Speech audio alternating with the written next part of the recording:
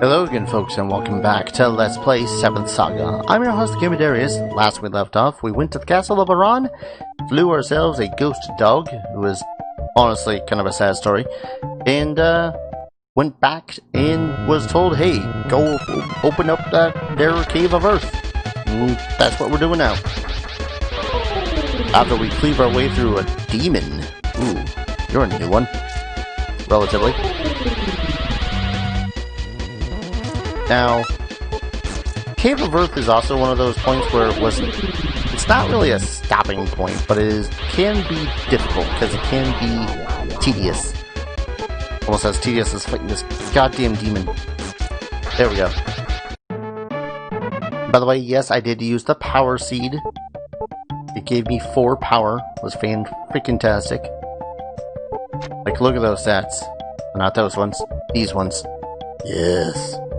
Seriously, this is the speediest dwarf I think I've ever seen. I've played Dwarven Berserkers. In D&D, I mean. So demons are annoying. Demons will debuff you, they will heal themselves.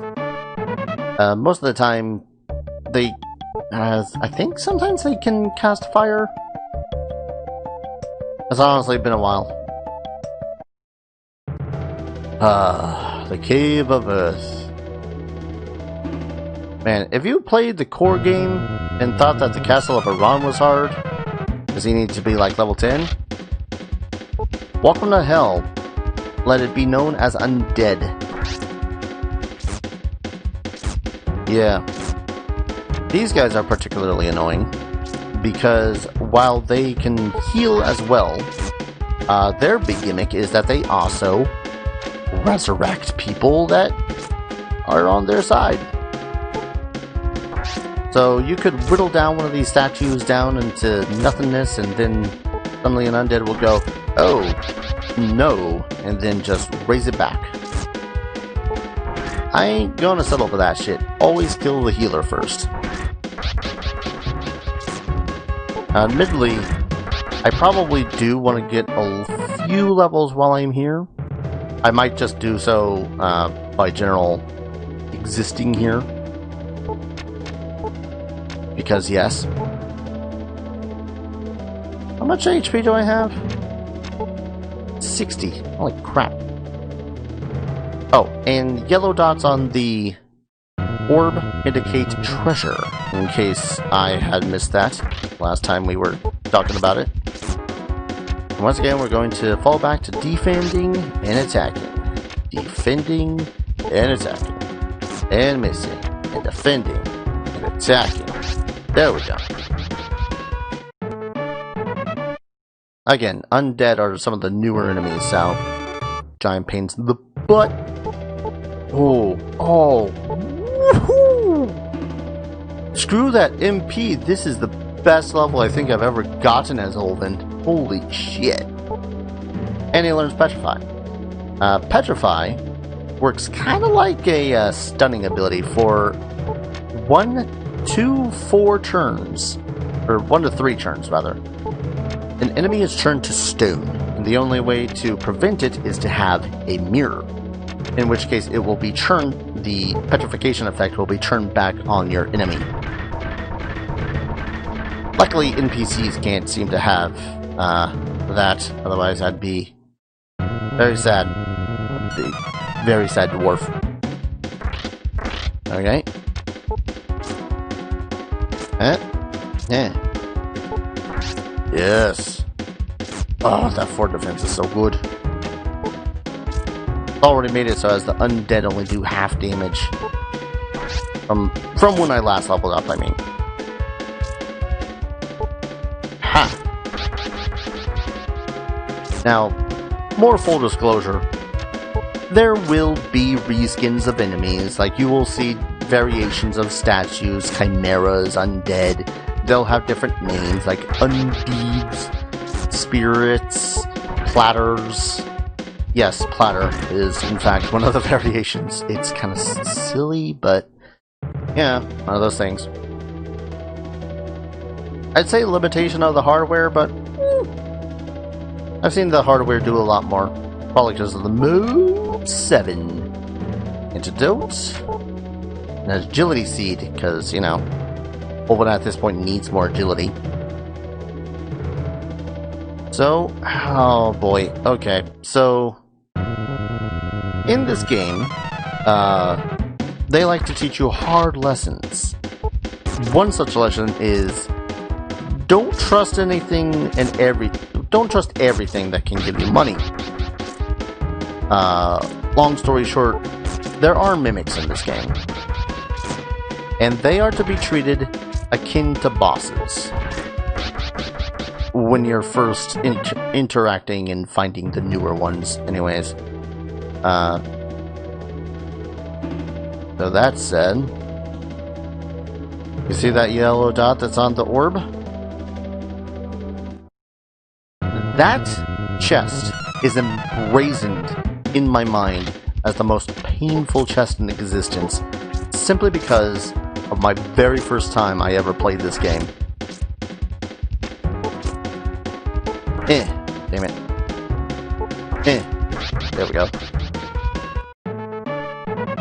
Because that chest holds the very first trick in this game. And tricks, again, are, when you first start encountering them, are akin to bosses. So you gotta approach them, say, hey, what's up? I know you're a trick. I got an axe. And when you open them up, boom, instant combat. And I don't know what about this in particular that freaked me out as a kid. Still kind of freaks me out now. I'm gonna use a Bottle of Protect. Just in case. Yep, it's a good thing I use that bottle. How much damage do I do? Okay, I don't have to use the bottle of other thing, but I will use a potion. So you'll notice that I'm flashing purple. This indicates that I've been poisoned. Aha! Mirror, bitch. Oh god, I do 5 damage. Okay, defend. That's HP catcher. Thank crap it missed. Whew. Yeah, tricks are no laughing matter when you first start encountering them. I was probably level... God, what level was I? I just come out of the place. I had to have been level 10 in the core game when I first initially found that mimic trick. I'll go back and forth saying mimic or trick. And frick that. Like, I know that they're spotted all over the world from here on out, but that one trick will always be burned into my head. Anyways, oh, we have someone else to talk to. Are you Olvan? I've been waiting for you. I'm Tyson, one of your fellow travelers hired me to get rid of you. Are you asking me who it was? I can't tell you. You must die here.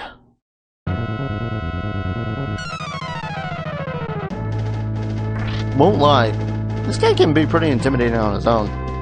This is Tyson. In his original, in the original Elnark, his name is Python. Far more intimidating of a name, if you ask me, than Tyson. He is a reoccurring boss, but at this exact moment, yeah. Honestly, I'm coming at him weaker than I usually would be. And kind of playing it fast and loose with this guy. Holy crap. What am I doing? But generally speaking, I think even in the original unpatched version, he's kind of a joke at this point. Case in point, Tyson lost. Gave you all the money. That is... Ooh. When I get to the next town, totally upgrading my arms and armor. Especially seeing as that trick had dropped a topaz. Sorry. Bottle of fire? Magical herb. I'd like some magical herbs myself. I gotta ask Esuna for the magical herbs. Magical elven herbs. Anyways.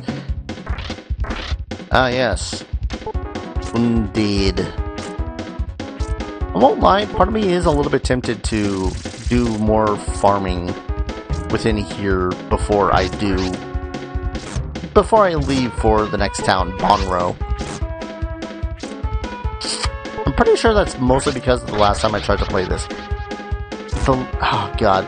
That magic patch left me in such a sour mood when I would try to play this. Not even joking.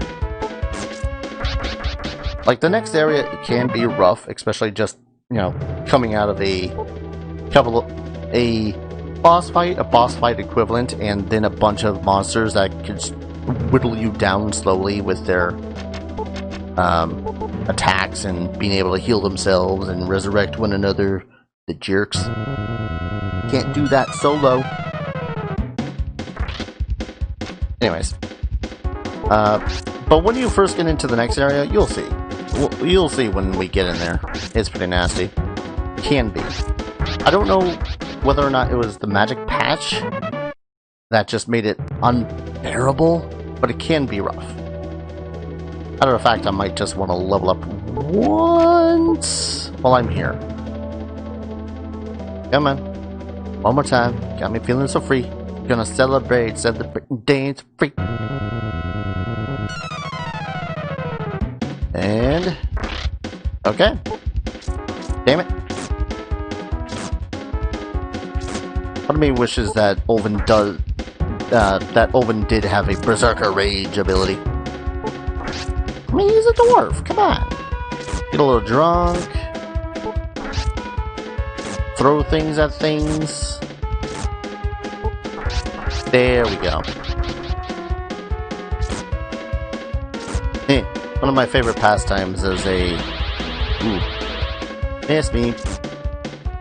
One of my favorite pastimes when I had made a Dwarven Barbarian, much in the same sort of vein as Olvan. He threw a lot of random stuff. Level 9. Ooh. Wow! How many levels? That's like 7 out of the... 6 or 7 levels out of the levels that I've gained so far. That his speed has been just astrologically good. Pretty sure that's putting my Isuna or my Legis playthrough to shame. Finally, out of the Cave of Earth and heading towards the next destination, which is hopefully not hell. Okay. Just some demons and a wyvern. Ha! Ha! There we go. Nothing too much to worry about at the moment. I'm still keeping my eye out and just kind of hoping I don't run into the true threat of Bonro. Well, there's 2 main threats in Bonro. This is one of them. This is an android. And get rid of his buddy. He's got some nasty spellcasting abilities. And the ability to run away. Okay. Pretty much he's got the same HP catcher spell, the ability to heal 2, if I recollect correctly, and a rather nasty attack power. I won't lie, it's not fun. In the patched version, it actually took me like 3 episodes. I kind of hate it. Took me 3 episodes to get between the Cave of Earth and Bonro here because I would run into nothing but androids. It was a bad time. Okay. Another thing is that since we're in Bonro now, we now can start running into the other apprentices. Again, I'm not going to be taking any of the other apprentices. God damn it, can't word. Take the Kryn sword. you. Gotta have some better equipment for me, buddy. You don't. You're a bastard. Bastard crow, bastard, bastard feeling. Now, the apprentices is pretty much one of the more interesting mechanics when it comes to this game. Because you could talk to any of the apprentices at any time, and they'll be somewhere between, hey, can I join you on your quest? To, I'm gonna kill you right here and now. The latter is far, far more rare, but it still happens. I actually had it to me with Legis. That was not fun. Because, once you attack, or are attacked by another apprentice, it's locked for life. They will never join you again, as far as I recollect. But generally, if you want them to join your side, then you have to be a little bit patient, because it's, I think, every 500 experience points that they size you up and go, yeah, I'll join you, why not? Or they continue to just shut you down. Or, if you're continuously unlucky, you will be told to get stuffed and they will try to kill you. Sometimes they will even try to kill you for your runes. In which case, if you lose against them, you lose your runes, and you have to find that apprentice and kill them in order to get your runes back. Now, that can be tedious, and that is kind of a forced thing that is done later on in the game. But we'll not talk about that just yet. Give me a moment while I look around this place some. In the item shop. There is a thing here. A shield destroyer that will have to hate or defense. That's one. But yeah. Companions can be really, really useful. They'll balance out your character really well. Depending on who you get. Like, if you had Olvan and Camille, it's not bad, but it's not a very good team-up, because they're both offensive hitters and defensive. Whereas, if you, say, did Olvan and Esuna, or Olvan and Valsu, pretty much you want a spellcaster-type character to balance out Olvan not having the spellcasting abilities that the other characters do. Pretty much from there, it's just between back and forth, offensive and defensive, a buffer versus a attacker sort of a thing. Anyways, we're in Bonro, so we are looking for a man by the name of Gain, aren't we? Yes, this is Gain's house, but he's gone to the House of Healing. Well, to the House of Healing, then. Do-do-do-do-do, ba-da-ba. This is actually one of my favorite tracks. Such a lovely track. Well, I don't see no Gain. Gain said he was going to the tavern. I too would want to go to the tavern after traveling through the Cave of Earth. But that might also just, be great minds thinking alike. I see a Camille. I see peasants. I see a warrior. I see a peasant in my way. Peasant. Will you grant me a wish when you find the rune? No. Dream? That is a secret. I don't care. Move. Gain? I just saw him at the weapon shop. Ah, of course, the weapon shop. Fine place to be when you're just returning home. He's not here? Gain went to the house next to the dock. Yeah, I was about to say, he didn't look like Gain. That demon guy totally doesn't look like Gain. This house next to the dock. Where's Gain?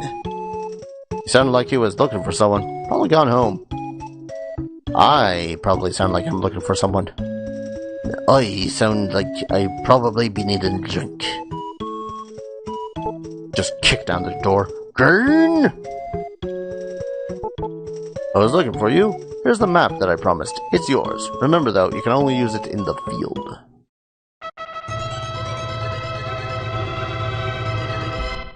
And yes, that sound is my ringtone.